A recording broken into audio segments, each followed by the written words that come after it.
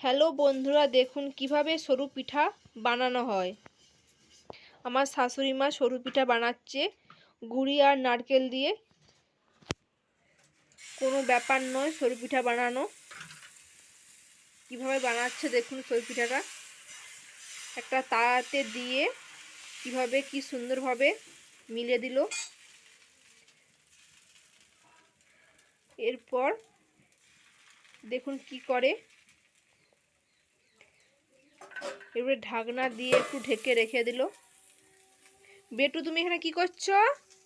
সরু পিঠা বানাচ্ছি। তুমি জাল দিচ্ছ? হ্যাঁ। ঠাকুমা সরু পিঠা বানাচ্ছে, তুমি জাল দিচ্ছ?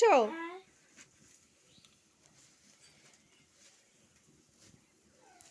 এবারে কিছুক্ষণ বাদে 5 মিনিট বাদে ঢাকনাটা খুলে দেওয়া হবে।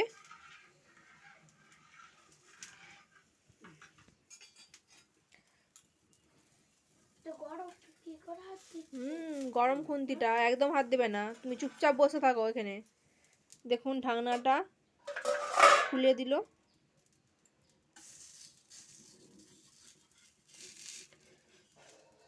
ঠাকুমা আসতে, ওটাই যদি কড়াটা লেগে যায় তাহলে দেখুন চারিপাশটা কিভাবে খুন্তি দিয়ে তুলছে।